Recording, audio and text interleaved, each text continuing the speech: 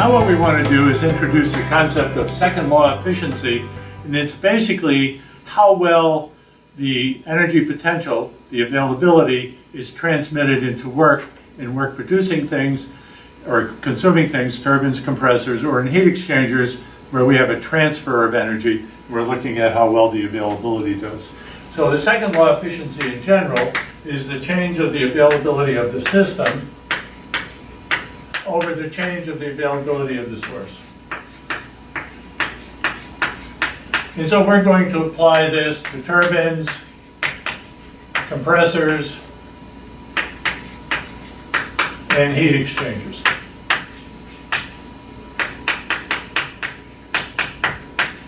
So we're going to apply it to all three. So the first one, what we'll look at is a turbine. So as we have the turbine, fluid enters, fluid leaves, work is produced, WT, and it enters at state 1, leaves at state 2, and we're considering this to be adiabatic.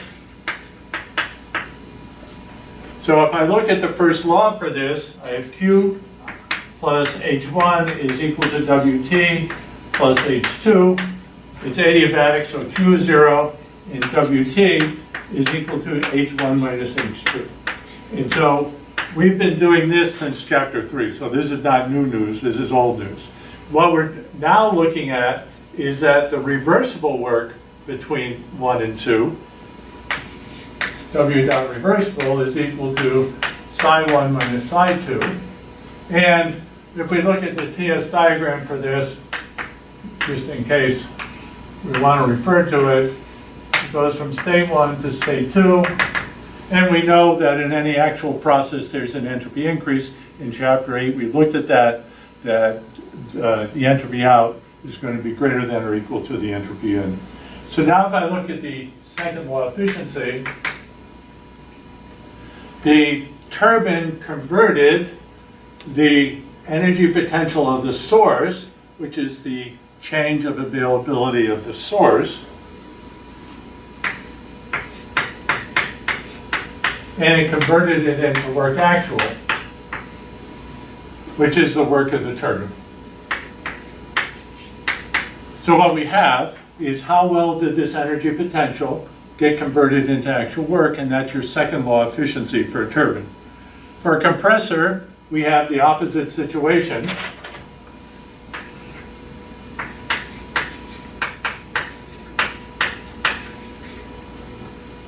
Where we're taking work, which is 100% availability, and we're converting it into work potential. So here we're going from state 1 to state 2. So we're going from 1 to 2, and if I look at the first law on the compressor, go in here, come out here, in at state 1, out at state 2, and we have WC going in, and again, it's adiabatic. So I have Q plus H1 is equal to WC plus H2, and WC is equal to H1 minus H2. Same as we had before. What happens here, so the second law of efficiency, the second law of efficiency is that there's a gain of work potential, but the gain of work potential is less than the work that we put into it. So the gain of work potential is less than this. So the second law of efficiency is W reversible over W actual. W is 100% availability. So this is psi 2 minus psi 1 over W actual. And this is our WC. So the first law analysis provides us with that information, and we have that. Now, for a heat exchanger, it's slightly different.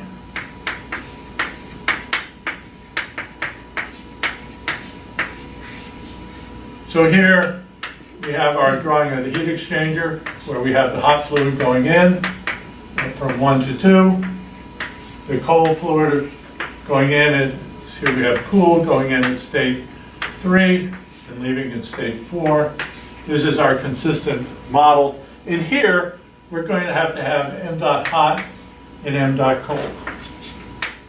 And so what happens what happens is I have to look at it from a double fluid perspective, so I cannot do it per unit mass. With the compressor and the turbine, the fluid in and out, so the fluid in and out of the compressor is the same. Here, it depends on which fluid I'm looking at, so I have to pay attention to the mass flow rates.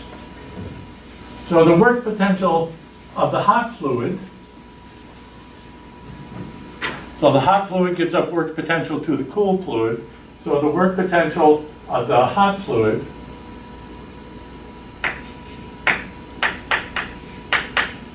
m dot h times psi 4, psi 1 minus psi 2. So I'm writing this as a positive number.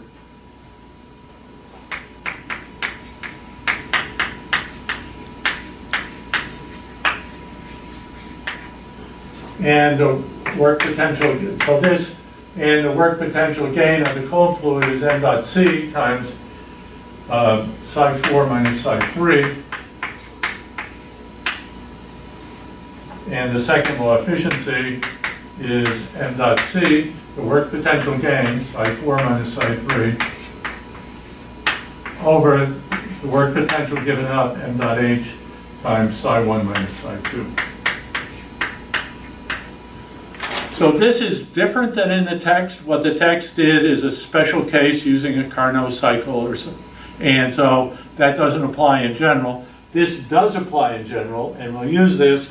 And I'll go back to use the car radiator example, and now we'll calculate the second law efficiency for that, because we're familiar with that. I've done it several times now, and we'll keep doing it.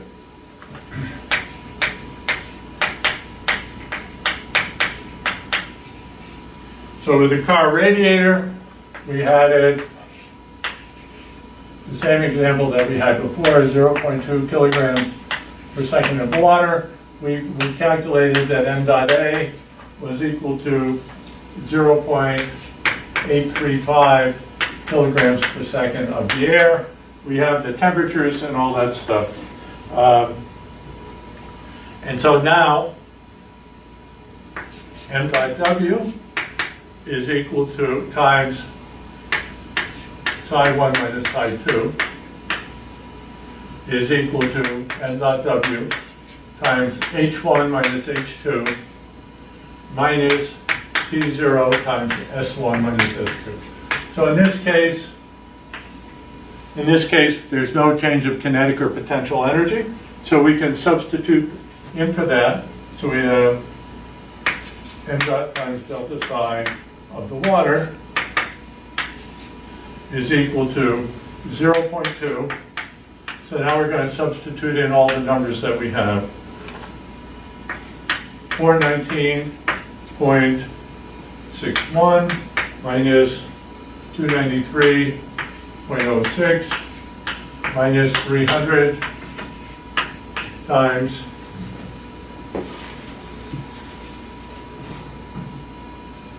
1.3062 minus 0.9546.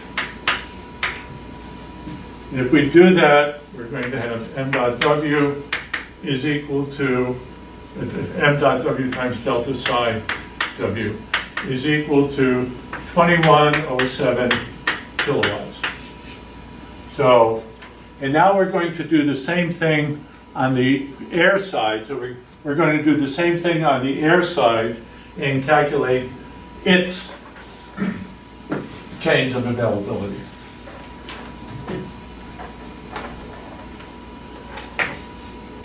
So m dot A times psi 4 minus psi 3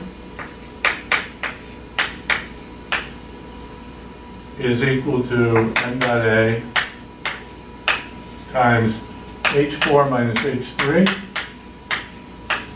minus T0 S4 minus S3.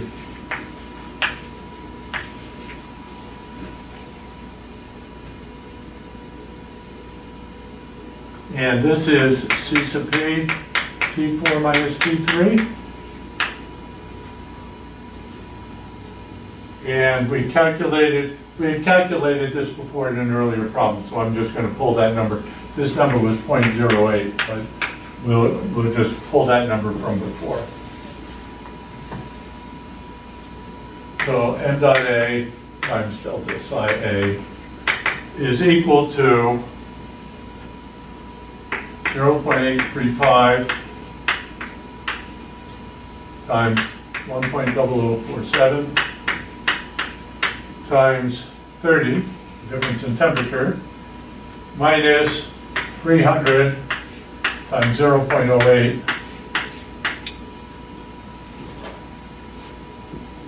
Do my boundaries yet. There we go. And so we have m dot A times delta psi is equal to 1.17 kilowatts. So the water gave up this work potential. The air gave this work potential. Last time we saw this manifested as a huge increase in irreversibility. Here's a different way to do it using second law efficiency. So the second law efficiency is 1.17 over 2107 equals 0.055, or about 5.5%. And so heat exchangers are not very good typically in terms of their second law efficiency.